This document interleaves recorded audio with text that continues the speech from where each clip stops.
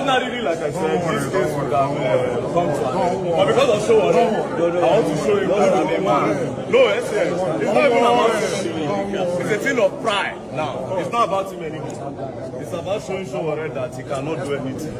Yes. This is about general. I want to show and say I've been acting. Like I said, it's about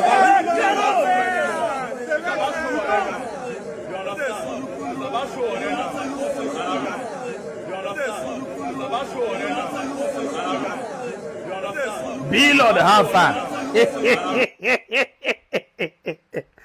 How far? All but in advice him. Money where they came out and advise him because Jpac pay when they go. After all, oh, yeah, they would have got any other advice. Ooh, I go gala, no lenga. Oh, yeah, would they go? How they would have got my right here? I go at you. Nabatara Sanya Macao, Nabico, Nabatara Sanya Maca, million dirham. No, you never you got my right here. You're married, and you work. Oh, yeah, would they got my right. So, I'm open a man where they go, and that is why I didn't go for that to advise you. My the little advice in Kenya, how far? Open it while you will take you away as truly African Elon Musk. And you all know that African Elon Musk doesn't have time to exchange words with Onyoka. Onyeka, you don't have to exchange words with the person. Eh? Open it the secret, the secret, just like Don Jazzy. In when he or Don Jazz attack or to put on, give me onye book blogger, an activist, getting up the day wahala. Oku, and Nacha do a boost of choku.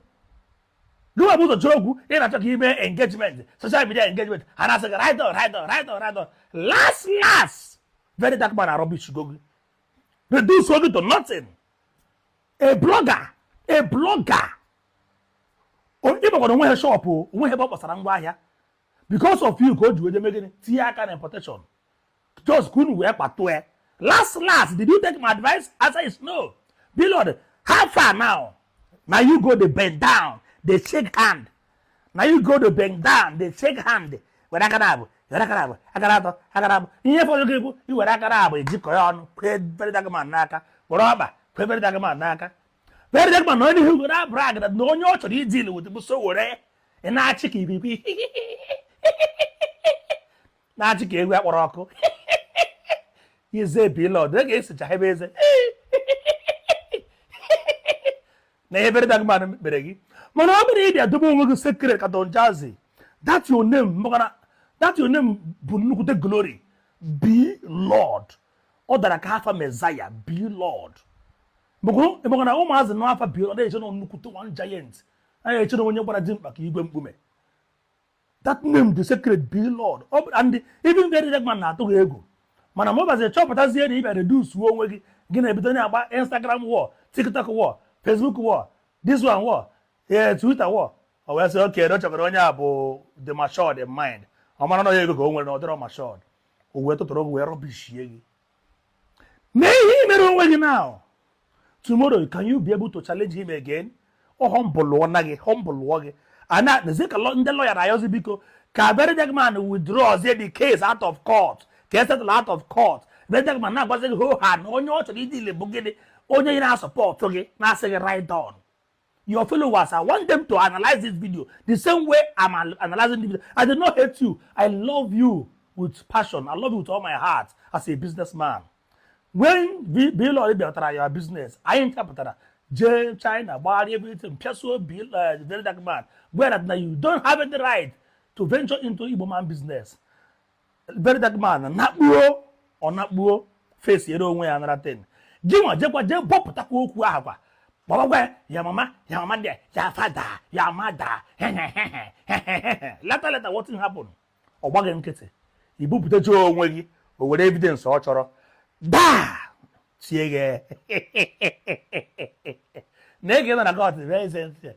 Nachi. Just give a book out of court. Again, and I will settle law. You would have with the humble. Met on him, Queraka.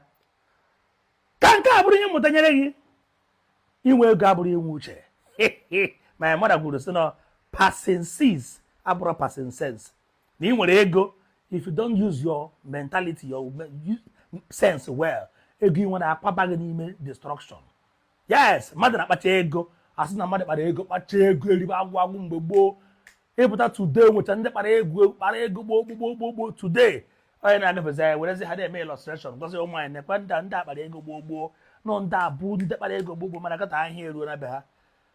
A gwara nwa mkpi ya mara ife nọ Nneka anyị mere gịnị ka erere wee gụrụ ji a na-anọ n'ihu ama onye ụjọ wee na-amazi ama onye kpara ike mgbe gboo. Ịyafụ onye bụ onye ụjọ anọzere ihe obe na-asị nọ na ije n'ebe n'obe ebe onye akpara ike mgbe gboo nọ ndị a bụrụ ndị tara ọjị mgbe gboo na ọgwọrọ ọgwụ gụta ọnụ ndị a mere buru mgbazụ mee nke a mana ihe onye ahụ ama echie na ahịa na-eruzi ebe ahụ. Blord will love you, we will support your business. Mee ka Blord ahụ ebu mee ka African Elon Musk. Ọ ihe a chọrọ ka e bụrụ. Thank you.